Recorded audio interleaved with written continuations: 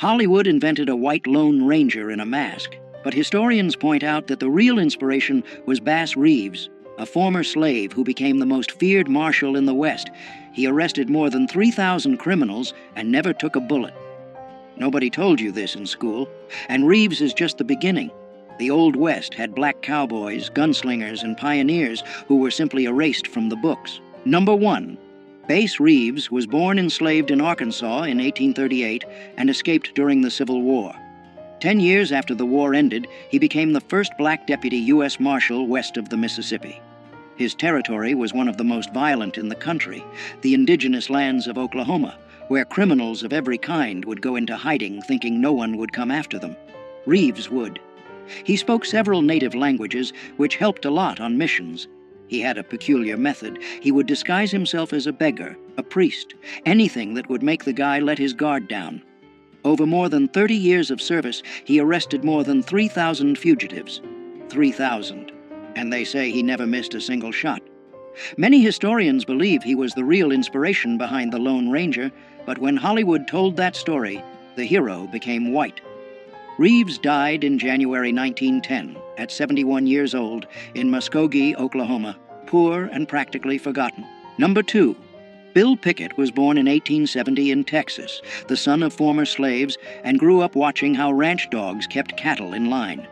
That's where he got an idea no one had tried before, taking down a bull using his own teeth. He would grab the steer by the horn, twist the animal's neck, and bite the lower lip so hard the animal would lock up and fall. This technique became known as bulldogging and is still one of the most popular events in American rodeo today. Pickett became a headliner in the Miller Brothers Wild West shows, performing in arenas across the United States, Mexico, Canada, and even South America. But outside the arena, reality was different. In many towns, he couldn't stay in the same hotels as his white colleagues.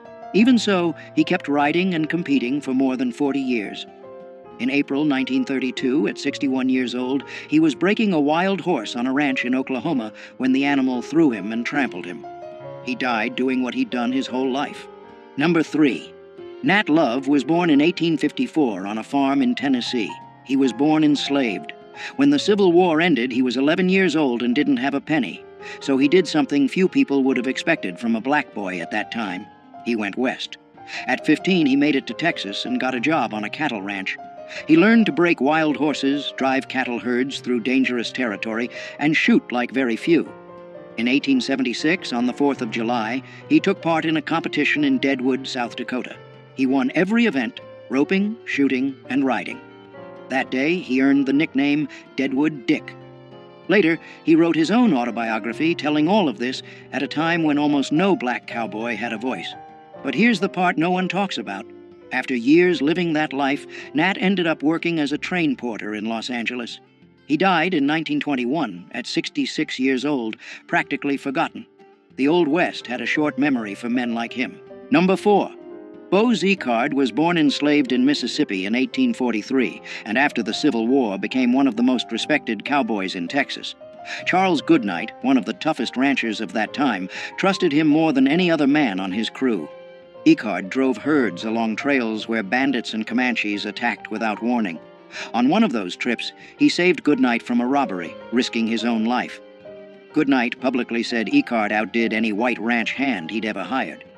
At a time when a black man hearing something like that from a Texan was something that just didn't happen. Decades later, the writer Larry McMurtry used his story as the basis for the character Joshua Dietz in the novel Lonesome Dove, which became one of the most watched miniseries on American TV. Zickard lived to be 85 and died of natural causes in January 1929 in Texas. Goodnight paid for his funeral and personally wrote the epitaph on the headstone. Number 5. Mary Fields was born enslaved in Tennessee around 1832.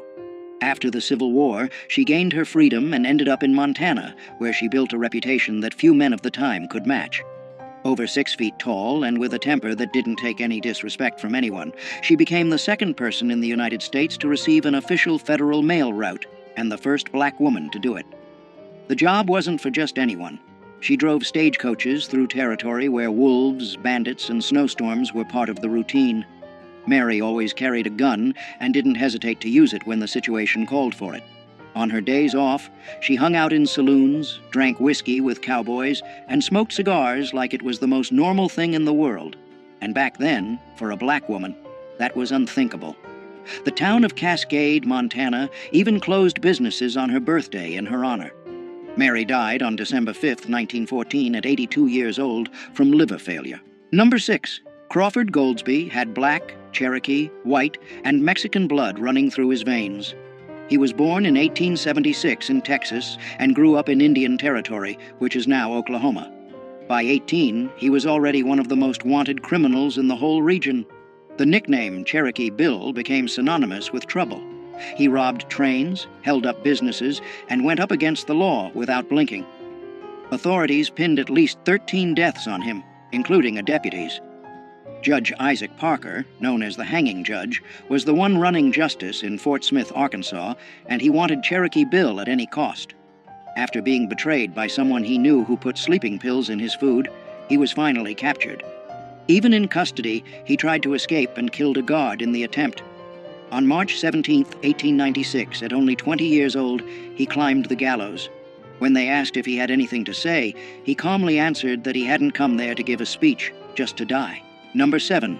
Isom Dart was born enslaved in Arkansas around 1849. When the Civil War ended, he was still a teenager and had nothing. No land, no money, no family who could help. So he did what many men of that time did. He headed west to try his luck. But his luck came with a price. He started out stealing cattle and horses in Wyoming, and he was good at it. He changed names like changing shirts. He lived for a while among Native Americans, learned how to disappear into the brush like he'd never existed. The authorities couldn't catch this guy. But here's the part not many people know. He tried to change his life. He bought a small ranch and tried to live honestly. The problem is, when you've got a past like that, the past comes to collect. In October 1900, Tom Horn, one of the most feared hired killers in the West, got the job to finish Isom. An ambush on Cold Spring Mountain was all it took. One clean shot, and Isom Dart went down at 51 years old. Number 8. This is George McJunkin. The guy was born enslaved in Texas in 1851 and never had access to any school. Even so, he taught himself to read and became one of the most respected cowboys in New Mexico. But what makes his story truly impressive has nothing to do with cattle. In 1908, after a major flood near the town of Folsom, McJunkin found huge bones sticking out of the ground in a ravine. He realized that wasn't normal. They were bones from giant bison that had gone extinct thousands of years ago, and along with them were spear points made by human hands. The problem was, nobody took him seriously at the time. McJunkin spent years trying to get scientists to pay attention to that place. He died in 1922 without seeing any recognition for his discovery. Only after his death did researchers finally go to the site and confirm that humans had been living in the Americas for at least 10,000 years. That changed everything science believed up to that point. Numero 9.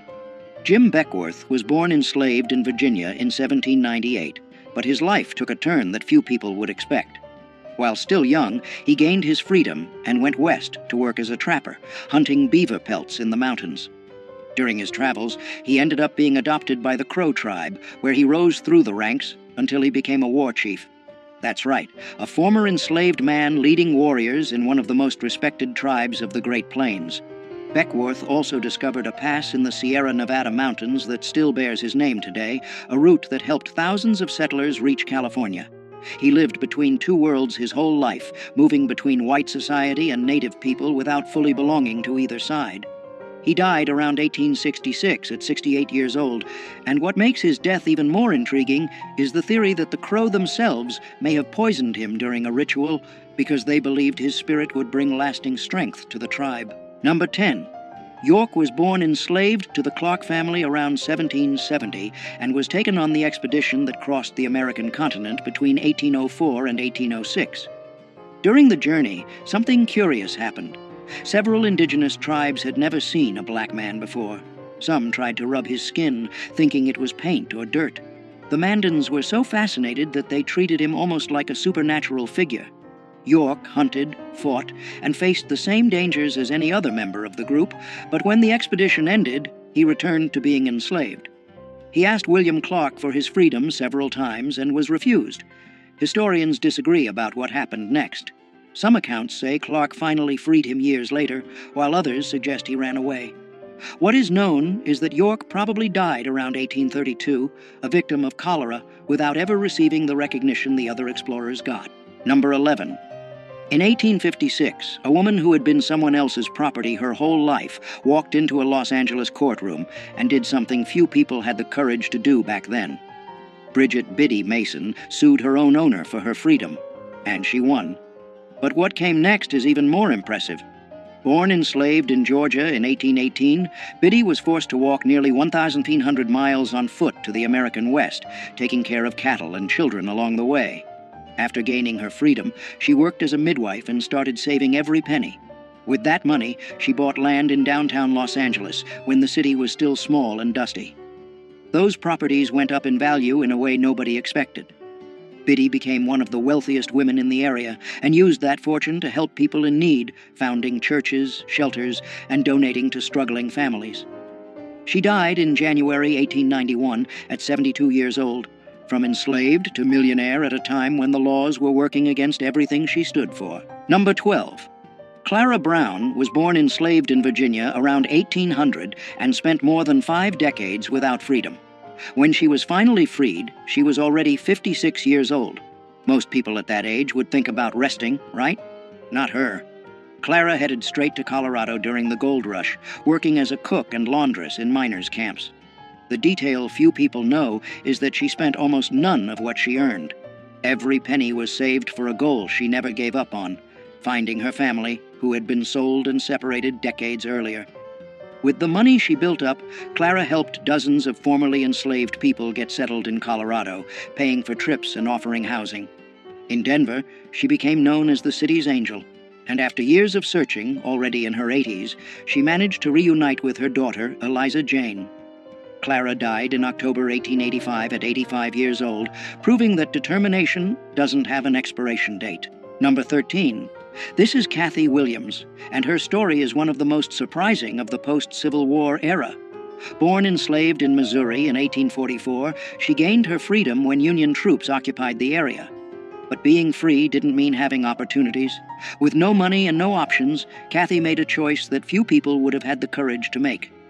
In 1866, she showed up at a recruiting station using the name William Cathay, and enlisted in the 38th Infantry Regiment, the famous Buffalo Soldiers. For 2 years, she marched hundreds of miles across New Mexico under the blazing sun, slept in tents with other soldiers, and went through medical inspections without anyone discovering the truth. It was only when she became seriously ill that an Army doctor revealed that William Cathay was, in fact, a woman. She was discharged and spent the rest of her life in Colorado, working as a laundress and cook. She died around 1893, poor and almost forgotten. She is the only documented woman to have served in the Buffalo Soldiers. Number 14. Louisa Marchbanks was born enslaved in Tennessee in 1833 and gained her freedom after the Civil War. She headed west and ended up in Deadwood, South Dakota, right in the middle of the gold rush. There, she became known as Aunt Lou, the woman who fed hungry miners who showed up with nothing in their pockets. Her reputation in the kitchen grew so much that she ended up cooking meals even for presidents of the United States. What stands out in her story is how a woman who started life without even having rights over her own body managed to become one of the most respected figures in a violent town run by armed men. In Deadwood, where the law barely existed, it was her food that brought people together. Aunt Lou later moved to Wyoming, where she kept cooking and was loved by everyone around her. She died on March 17, 1911, at 78 years old, of natural causes, leaving a legacy that few cowboys of that time could match. Number 15. Jesse Stahl was the kind of cowboy who made the whole crowd drop their jaws. Back in the early 1900s, he ruled the rodeos of the American West like very few could. The problem was that because he was black, the judges simply refused to give him the scores he deserved. It didn't matter how much better he was than the other competitors. Winning almost never came.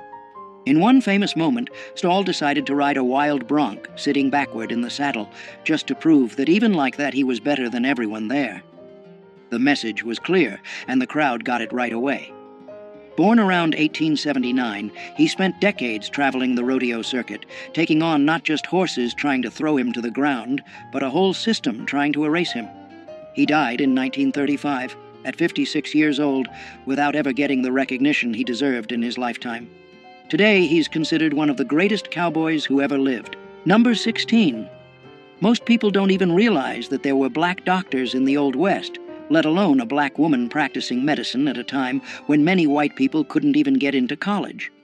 Henrietta Stewart was born in Canada in 1858, at a time when being black already meant carrying the weight of the world on your shoulders, and being a woman made everything even harder. Even so, she achieved something very few people of her time did: a medical degree. Stewart moved to New Mexico, where she treated miners injured in the mines and also indigenous communities that had almost no access to any kind of medical care. Racism was constant, but she just didn't stop. She kept knocking on patients' doors, treating anyone who needed it, without asking about color or background. In a territory where life expectancy was short for anyone, Henrietta lived to be 93, passing away in 1951 of natural causes, having survived just about everything the West threw at her. Number 17. Charlie Sampson was born in Los Angeles in 1957, far from the ranches out in the country. Even so, he decided to get into one of the most brutal sports out there: bull riding. In the 70s and 80s, the professional rodeo circuit was almost entirely white.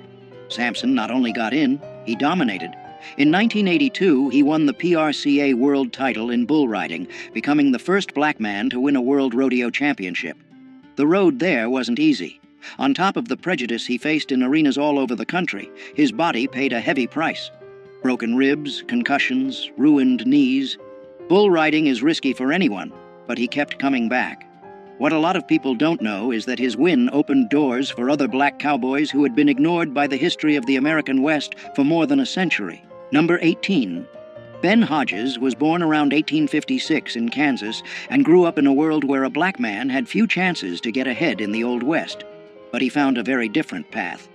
Hodges became one of the biggest con men in Dodge City, the same town that was home to names like Wyatt Earp and Bat Masterson. His specialty was pulling scams involving cattle and land.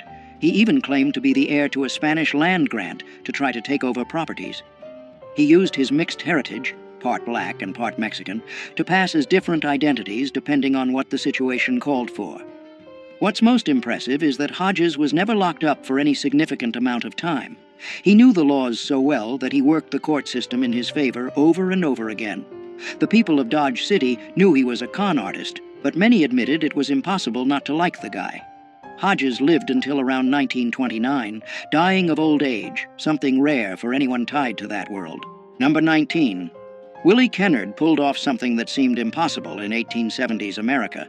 At a time when black men barely had basic rights guaranteed, he became the marshal in Yankee Hill, Colorado in 1874. And it wasn't because of political connections or anyone doing him a favor. The town was being terrorized by outlaws, and nobody wanted the job. Kennard stepped up, and the community, with few options, accepted. What happened next surprised everyone. He faced two outlaws in separate shootouts and killed both. Crime in the area dropped drastically. Think about that for a second. A black man walking around armed with a badge on his chest, enforcing the law in the Old West just 9 years after the end of the Civil War. His story basically disappeared from the books for more than a century. Kennard died sometime in the 1880s, and the circumstances were never cleared up. To this day, little is known about his final years. Number 20. Addie Huddleston built something that few people thought was possible in the Old West. At a time when being black was already enough to have doors slammed in your face, she opened her own doors, literally. In Cheyenne, Wyoming, Addie ran brothels and made real money doing it. We're not talking pocket change. She built up property and a sizable fortune in a territory where most black women could barely get domestic work. The most curious part is how she moved between two hostile worlds, the underworld of saloons and brothels dominated by white men, and a society that saw her as inferior because of her skin color. Even so, Addie thrived. Powerful men in town visited her establishments, which gave her a kind of informal protection. She died of natural causes in the 1880s, something rare for anyone in that line of work. While many madams ended up broke or murdered, Addie left the scene on her own terms.